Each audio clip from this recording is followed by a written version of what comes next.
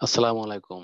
আমি জাহিদুল ইসলাম। আশা করি সবাই ভালো আছো। এই করোনার মধ্যেও তোমরা যারা বাসায় বসে পড়াশোনা করতেছো এবং আমাদের সাথে এখনো আছো, সবাইকে অসংখ্য অসংখ্য ধন্যবাদ। তো আমি আজকে ইলেকট্রিক্যাল ফোর্থ ব্যাচের ডিসি মেশিন বইয়ের ব্যবহারিক ক্লাস নিয়ে আলোচনা করব। তো আমরা দেখি আমাদের মূল আলোচনা চলে যাই। উপস্থাপনা আমি আছি জাহিদুল ইসলাম, ইনস্ট্রাক্টর ইলেকট্রিক্যাল টেকনোলজি। আমাদের ব্যবহারিক ক্লাসের বিষয়টা হলো ডিসি মেশিন। আমাদের জব নম্বর হলো 11। আমরা দেখি একটা ছোট সাইজের ডিসি মোটর কিভাবে চালু করতে হয় এবং গতিবেগ নিয়ন্ত্রণ করতে হয়, তার মূলত আজকে আমরা পদ্ধতি এবং এই নিয়ম কানুন সম্পর্কে জানবো। এবং এর উপরে আমরা একটা ভিডিও দেখাবো যাতে সরাসরি আমরা এই হাতে কলমে কিভাবে একটা মোটর চালু করতে হয় তার পদ্ধতি সম্পর্কে জানতে পারি।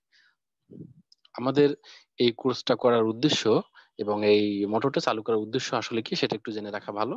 তো সেটা আমরা দেখি।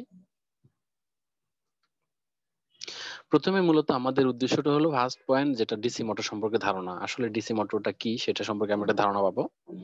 তারপরে আমরা পাচ্ছি ডিসি মোটর কিভাবে চালু করতে হয় তা জানা। এরপর আমরা মোটরের গতিবেগ নিয়ন্ত্রণ করার পদ্ধতি সম্পর্কে জানতে পারছি।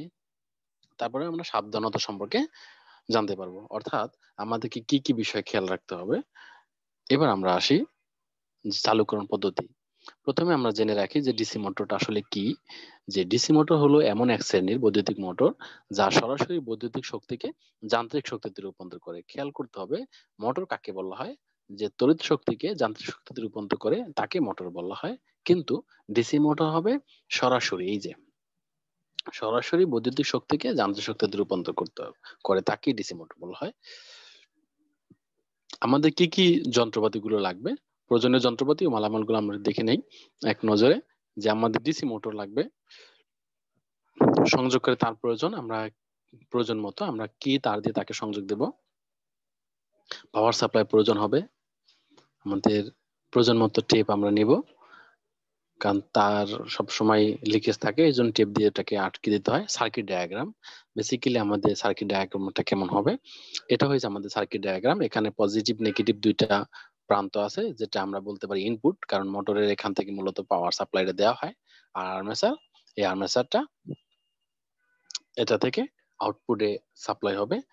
তো মোটরের ডায়াগ্রামটা কেমন হয়, এটা হয়েছে মোটরের ডায়াগ্রাম। বেসিক্যালি মোটরের ইনপুট সাইডটা, এটা মোটরের ব্রাশ থাকে দুইটা, মোটরের ডিসি পাওয়ার সাপ্লাই এখান থেকে দেওয়া হয়, কানেকশন ডায়াগ্রাম এটা বেসিক্যালি। তো এরপর আমরা আসি আমাদের কাজের ধারায় কি করতে হবে। আমাদের খেয়াল করতে হবে প্রথমে আমরা স্টোর থেকে প্রয়োজনীয় মালামালটা সংগ্রহ করে নেব। তারপরে কি করতে হবে, সার্কিট ডায়াগ্রাম অনুযায়ী তারের সংযোগটা আমরা দিতে হবে। মোটরের ইনপুট পাওয়ার সাপ্লাই এর ডিসি সাইডে সংযোগ করতে হবে। খেয়াল করি মোটরের ইনপুট পাওয়ার সাপ্লাই এর ডিসি সাইডে, যেহেতু এটা ডিসি মোটর তাই ডিসি সাইডে সংযোগটা দিব, এতটুকু খেয়াল করতে হবে, কারণ ডিসি দিয়ে ডিসি চালাতে হয়। ওকে। 4 নম্বর আমরা দেখতে পাচ্ছি যে সুইচ চালু করার পরে পাওয়ার সাপ্লাই থেকে যে ডিসি ভোল্টেজটা আমরা আস্তে আস্তে বাড়াবো, অর্থাৎ 0 ভোল্টে দিলে তখন মোটরটা স্টেবল অবস্থা থাকবে স্থির। 0 ভোল্ট থেকে যত ভোল্টেজ বাড়াবো তত মোটরের গতিবেগটা বাড়তে থাকবে। তো আমাদের সাবধানতাটা হলো যে সার্কিট সংযোগ দেওয়ার পর অবশ্যই সংযোগগুলো সঠিক আছে কিনা তা আগে চেক করা, কারণ যেহেতু কারেন্টের বিষয়, বিদ্যুতের বিষয়, সেক্ষেত্রে অবশ্যই সাবধানতা অবলম্বন করা জরুরি। তো আমরা দেখি এবার মোটরটা সরাসরি চালুকরণ দেখি একটু।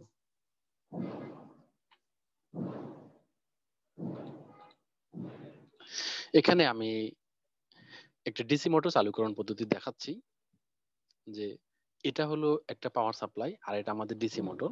এই ডিসি মোটর দুই ধরনের, মূলত এটা একটা ট্রান্সপারেন্ট ডিসি মোটর, যে যার বাইরে কাছের অংশ আছে, যার থেকে দেখা যাচ্ছে। এই ভিতরে এইটা হয়েছে 220 ভোল্টের, দেখাচ্ছে একটু, 220 ভোল্ট ডিসি মোটর। সুতরাং আমাকে ডিসি সাপ্লাই দিতে হবে, এটা মাস্ট। এটার পজিটিভ নেগেটিভ দুইটা প্রান্ত আছে, এটা তার ইনপুট, সাথে দুইটা প্রান্ত যুক্ত করা আছে আর্মেচারের সাথে। এতটুকু ক্লিয়ার আশা করি। এই যে অপশনটা সেটা রোটর, আর ভিতর এটা ঘুরবে, রোটেট করবে। আর ভিতরে যেটা আছে এটা ফিক্সড, এটাকে বলা হয় স্টার্টর। স্টার্টরটা স্থির থাকবে। আচ্ছা, এটা ঘুরেই আমি দেখাচ্ছি। যে রোটরটা এভাবে সাপ্লাই দেওয়ার পরে ঘুরতে থাকবে। ওকে,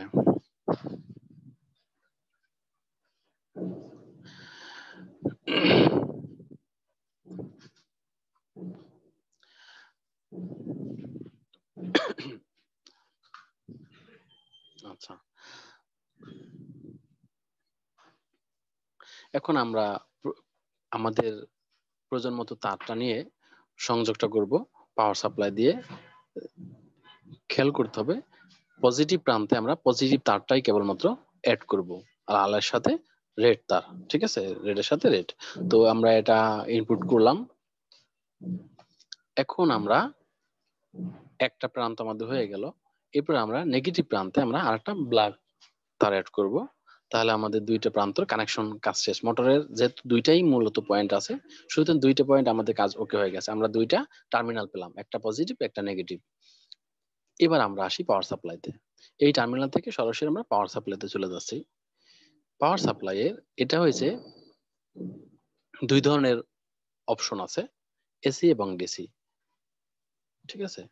এটা দিয়ে আমরা ভোল্টেজ রেগুলেট করতে পারি, বাড়ানো কমানো সম্ভব ভোল্টেজটা। আর এটা হয়েছে ফিক্সড, এটা 3 phase AC DC power supply. আর এখানে হয়েছে ডিসি ভোল্ট মিটার, এটা এসি ভোল্ট মিটার। আমরা যেহেতু ডিসি চালাবো তাহলে শুধু ডিসিটাই মানে মুভ করবে, খেয়াল করতে হবে। আর একটা হচ্ছে ফিক্সড ডিসি, 120 ভোল্ট 60 ভোল্ট এরকম করে ফিক্সড আমাদের যতটুকু দরকার। কিন্তু আমরা যেহেতু ভেরিয়েবলটা ইউজ করব, 0 ভোল্ট থেকে বাড়িয়ে বাড়িয়ে 120 করব, সেক্ষেত্রে আমরা ভেরিয়েবলে কানেকশনটা দেব। আশা করি এতটুকু সবাই ক্লিয়ার।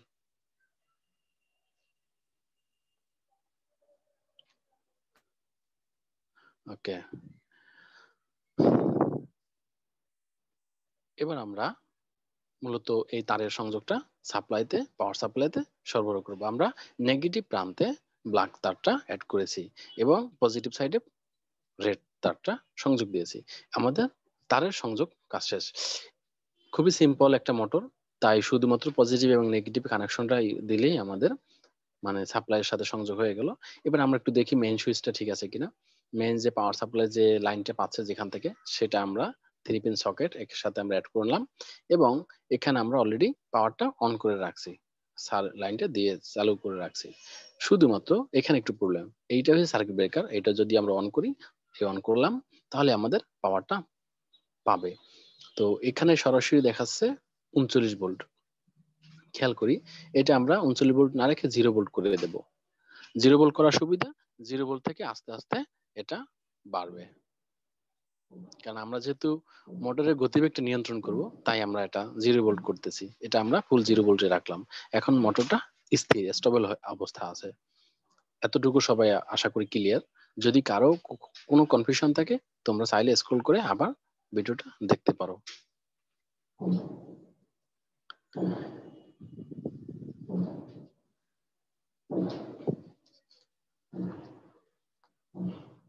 ঠিক আছে।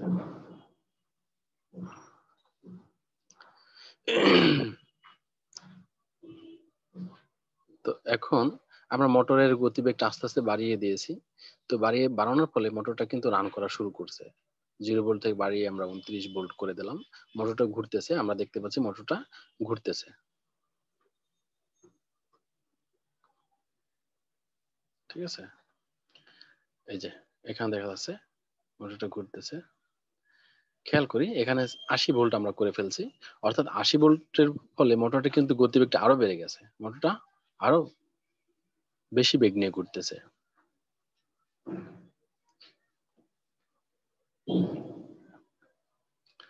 ওকে, আমরা ভোল্টেজ যত বাড়াবো মোটরের গতিবেগ তত বৃদ্ধি পাবে। আমরা 158 ভোল্ট করে ফেলবো। এরকম করতে করতে যদি আমরা 220 ভোল্টের কাছাকাছি চলে যাই, তখন মোটরটা সর্বোচ্চ গতিবেগ নিয়ে ঘুরতে থাকবে।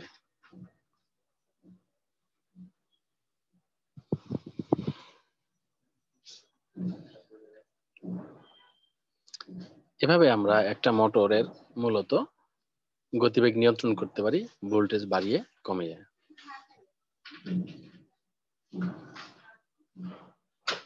আমরা যদি এখন সুইচ অফ করে দিই, তাহলে মোটরের গতিবেগও শেষ হয়ে যাবে, অর্থাৎ বন্ধ হয়ে যাবে, মোটরটা অফ মোডে থাকবে। তো আমাদের ভিডিওটা দেখা শেষ, আশা করি একটা মোটর কিভাবে চালু করতে হয় সেটা আমরা সবাই এখন ক্লিয়ার। তো ধন্যবাদ এ পর্যন্ত সবাইকে আমাদের ক্লাসটা সবাই সুন্দরভাবে দেখার জন্য। আমরা অন্য একদিন অন্য আরেকটা ক্লাস নিয়ে তোমাদের মাঝে হাজির হব। সে পর্যন্ত সবাই ভালো থাকো, সুস্থ থাকো। ধন্যবাদ।